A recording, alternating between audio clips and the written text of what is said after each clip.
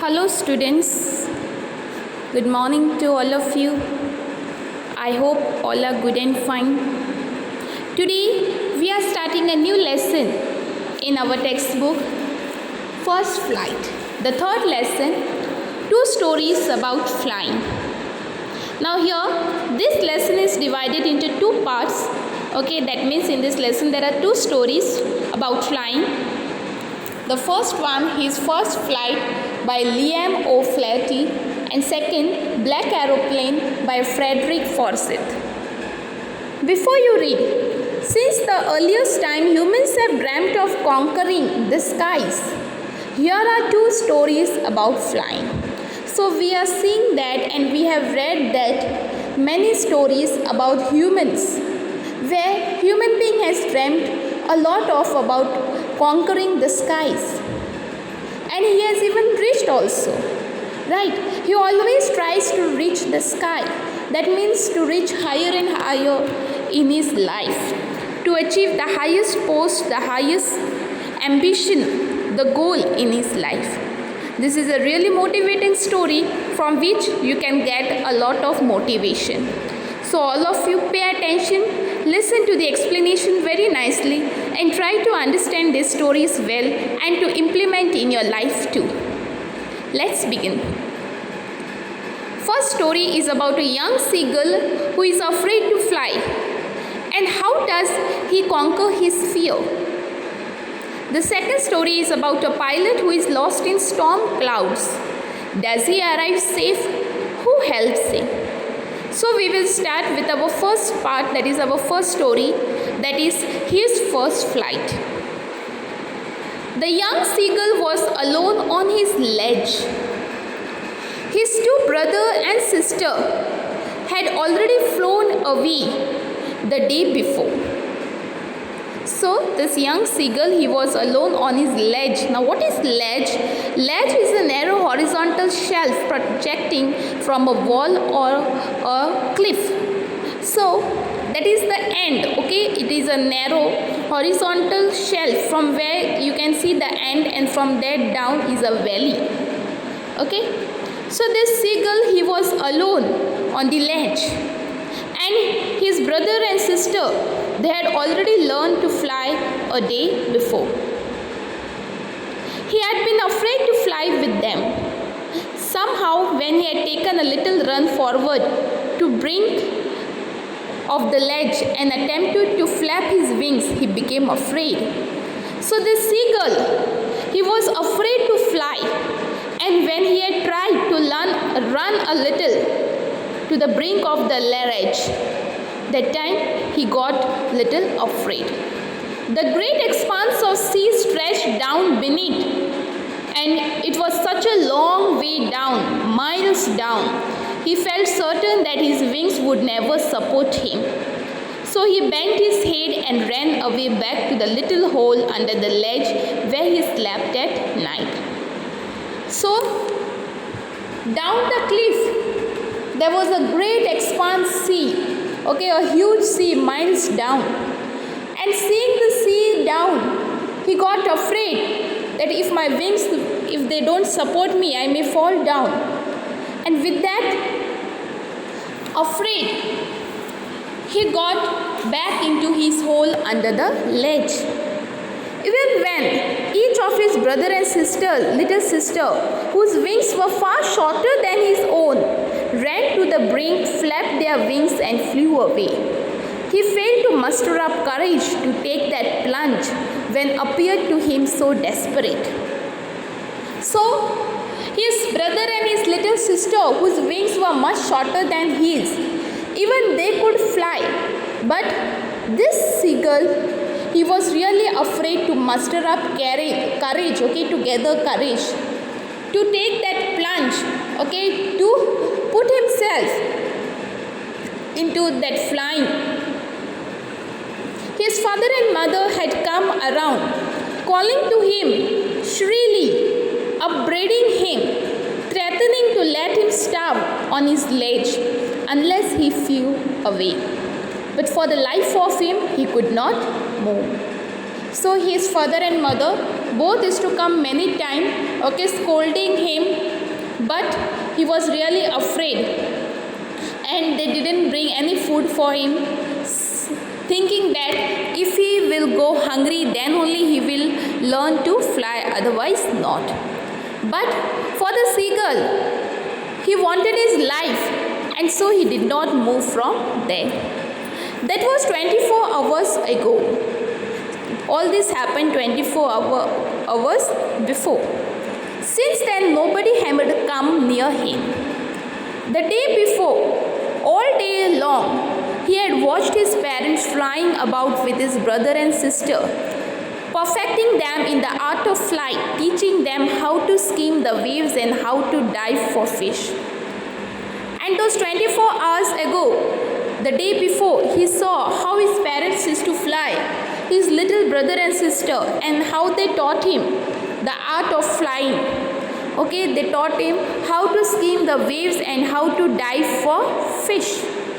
He had in fact seen his older brother catch his first herring. Herring is a small sea fish, and devour it. Devour means to eat it.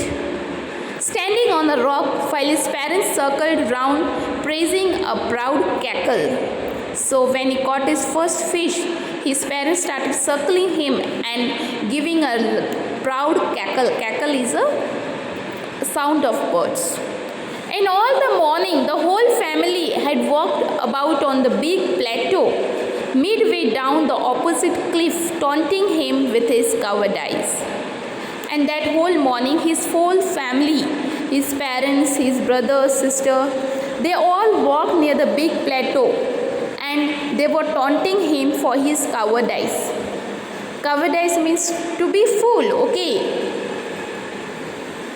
The sun was now ascending the sky, okay? The sun was coming it was afternoon time, okay? Blazing on his ledge that faced the south. Blazing, okay, means shining on the ledge. He felt the heat because he had not eaten since the previous nightfall. The seagull, he was really feeling the heat since he had not eaten from the last night. He stepped slowly out to brink of the ledge, and standing on one leg with the other leg hidden under his wing, he closed one eye, then the other, and pretended to be falling asleep. Still, they took no notice of him. He saw his two brothers and his sister lying on the plateau, dozing with their heads sunk into their necks. So this bird, he tried to sleep, okay, with his one leg hidden, but he pretended to sleep, but he couldn't sleep, and no one took even notice of him. His brother and sister, they were sleeping near the plateau, okay. His father was preening the feathers on his white back.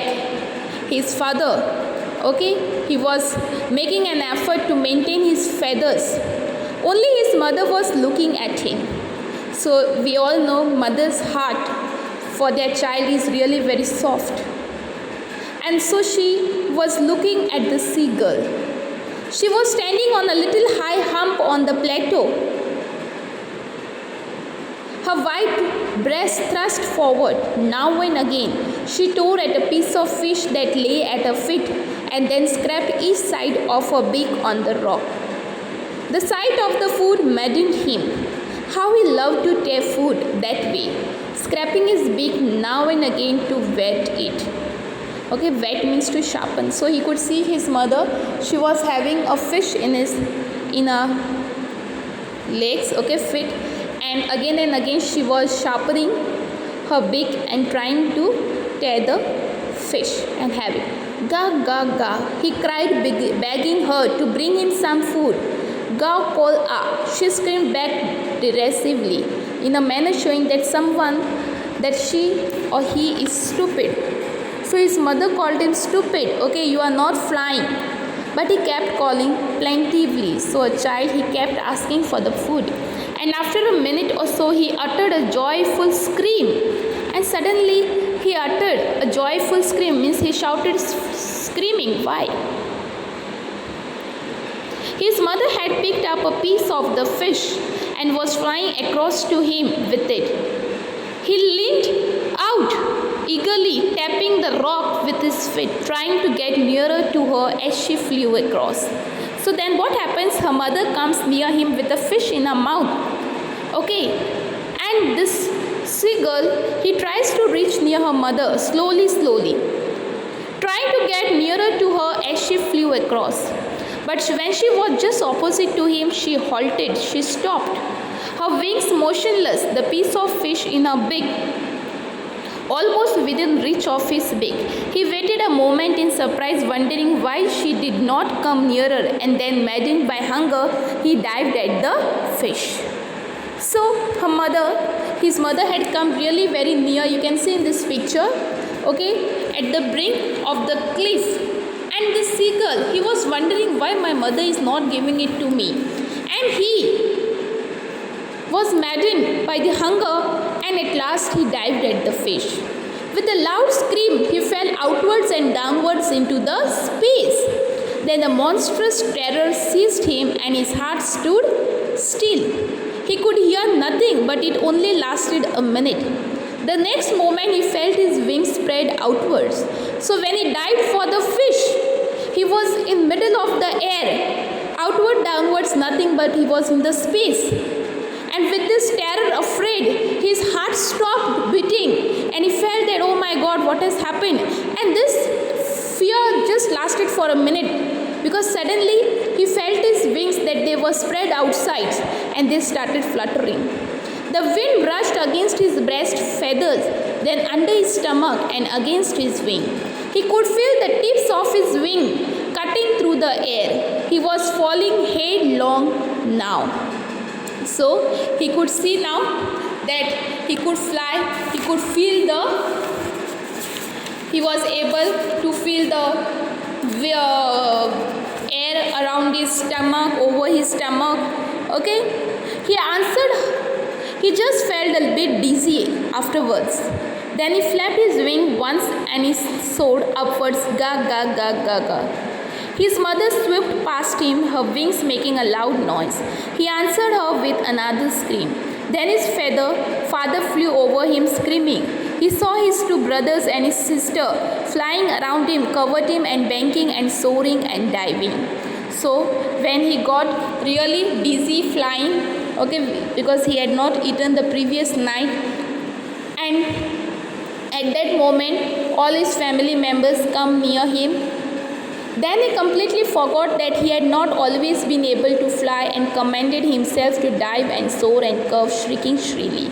And that time, this bird, he really feels that even there was a time when I used to not fly. He was near the sea now, flying straight over it, facing straight out over the ocean.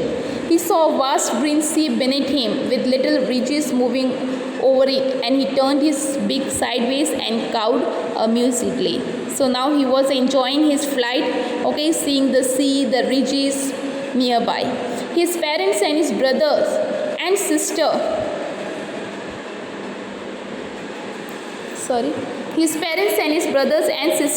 had landed on his green flooring ahead of him.